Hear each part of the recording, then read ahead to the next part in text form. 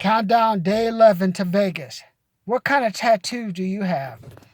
You know, when I grew up back in the 2000s, I used to live with my grandmother, and she had a house that was next to a vacant lot. So there used to be the vacant lot, and then after that, it used to be like the street called Town Avenue. So you'd drive by 116th Street, turn left, and then that would be like Town Avenue that you would take out to Avalon or El Segundo, the main streets to get to where you wanted to go. Well, eventually a house got built on that lot, and then that lot moved the bully. And I used to fight with this guy. Like every time I tried to go to school, school did feel like work because I went to all guy school, so I had to wear a tie and dress up. So every time I walked by that house, I'd end up getting into a fight with this guy. And he was much bigger. He had more muscles. I was a little taller, but he had more muscles, so I would always end up on the ground. Clothes would get dirty, had to clean myself up, and head off to school. Well, after many altercations, like one day, like the bully came in front of my house and started throwing rocks. And I used to play football and stuff, so I used my agility to catch the rocks and block the rocks from hitting my grandfather's car and breaking the window. Well, while we were arguing in front of the fence, because there was a fence separating me, they were on the street side and I was on the house. Like, I just told them, "What are you guys doing? Just leave us alone." One of the guys sucker punched my brother, who was on that one side of the fence. Then the guy tried to sucker punch me, but I ducked out the way. And then I came back with like a right and hit him in the head a couple of times. And I ended the fight, and I thought that would be an end to it. And also, like I said, okay, to make this better, I decided, instead of going in front of the bully's house, there was an alternative way to get to school where I could just walk around the block and then get back to Town Avenue and start going to school. I did that for a couple of times. Nothing happened. And I decided, hopefully I believe this thing is over. And I was able to walk. My best friend and I were walking to catch the bus to go to take some classes at a college. And I saw one of the bully's friends. Look, he saw me and my friend walking. He saw us. He ran and disappeared. And I was like, that's strange. And then my best friend and I were like almost like half a block from El Segundo, where we were about to go wait for the bus. I heard some noise behind me. So I turned around, and there was like 7 or 8 black guys running up behind us with like those broken broomsticks. And I was like, you gotta be kidding me. And next thing I know, I got knocked down. I was on the ground and I was getting hit. And like in my day, when you had a tattoo, either you were a gangster or you were a rebel or you had been in jail. So like nowadays, the tattoos, as it cut to 2019, tattoos are everywhere.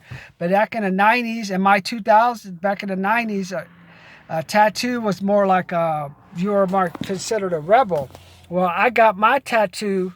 It's like a little mark if you see it. I got my tattoo here when I was 16 because while I was on the ground fighting with the bully, Junior was on top of me, so I was hitting him, he was hitting me, and I was able to get him off of me. But the problem was, while I was fighting him, he was on top of me. I had a bunch of people kicking me, hitting me with sticks, throwing rocks at me. I mean, it's like almost it's like a black lynching or something. I mean, what's going on here? And my friend Jimmy only got hit in the face once or twice, and then they left him alone, and they came back to focus on me. So basically, I'm like 6 foot something fighting against like 7 or 8 people at least, not counting the bully who's like all muscle. So as I finally was able to get up, and I said, okay, I've tried to get out of there. I ended up back on the ground again, but this time when I was back on the ground, a kid just kept hitting me all over with a stick, and I guess this finally gave way. He hit me with a stick, bam! Busted open. So I was bleeding. So I was able to finally get up, and I had ran track. So I was like, okay, I'm just going to run away from these guys and run away and get home. So just as I ran by the bully, he raised his foot, hit my right cheek, and it just tightened up. And that stopped that limp. I was limping, so there was no way that I could run home. So what I did was I made a quick left up the street. I hopped over the fence and ran it. There was this house. The back door happened to be open. So I went inside the house. I mean, I could have got shot, could have got beat up. Anything was happening. I was bleeding from my face. I was bleeding from my arms and stuff.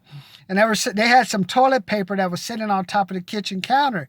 So I took their toilet paper. It's like a movie. Put some toilet paper on my mouth, my bleeding thing, trying to stop the bleeding. And then I hear the bully and his friends out, "Where did he go? Where did he go?" So not only did they want to fucking beat me up, I kind of got away. They're still looking for me. I'm like, is there enough of you, man? Do you want to get 5 more of your friends? Is 8 to 10? Is 8 to 9 or 10 to 1 not enough? Let's just do 15. So then what I did was I found the phone. So I called the phone and I was able to call my mother and say, "Hey man, I got jumped by these guys and they won't stop, man. They want me. They won't leave." So then she came and picked me up at the house that I was in, and then I got out of that, and then I was able to finally get home. But the problem was my eyes were swollen. I was bleeding here, so she took me to the emergency room so I could get patched up.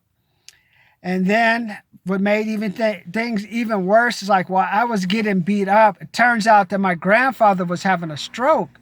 And I didn't even know, because before I left the house and was walking away, he wasn't feeling well. And I didn't pay any attention to it. So that's another story for another time. It's like when it rains, it pours. So I remember I was bleeding, and I thought this would heal. And the doc said, probably not going to heal. So basically, I was like, now like those people, you have your face tattoos, like you get the face tattoos you pay for. See, I got mine for free. In this one, I can't get taken off. And it just reminds me that I got jumped. It doesn't remind me I'm cool. It just reminds me, fuck, I lived in the ghetto and I never want to go back to the ghetto. So it's just a reminder, when you live when you don't have any money, or when you just don't have good guidance from parents, people can turn into animals and they'll just follow the strongest one. That thing with Darwin's theory. So after I got jumped, there were still even after I got jumped, there was a few more incidents of me and the bully. I remember one time him and I got into another fight and I tried to grab his nuts. My grandfather said, "Grab his dick, crush him." So I was trying to grab his dick and stuff and squeeze his nuts. Well, that didn't work. So eventually my grandmother broke up the fight. So it was a trying time. And then after once I hit my junior year, the fights became less and less. And then after my senior year, I had no fights at all. So, but the biggest final confrontation with the bully was when I had to just finally, he must have been okay, I got to leave this guy alone. He took on 9 of us, at least 7 of us. I don't know, 7, 8, or 9 of us, and he's still alive. So he must have some type of mental toughness, or he must be tough. So that's my story for the day. Learning with my time, when you had a tattoo, you were either a gangster, been in jail, or you're a rebel. Now, if you have a tattoo, it's you're cool and you're styling. So I like to see it. But when I get up in the morning, I get to look at my own tattoo. I got mine for 16 when I was 16, and just lets me know you can survive anything.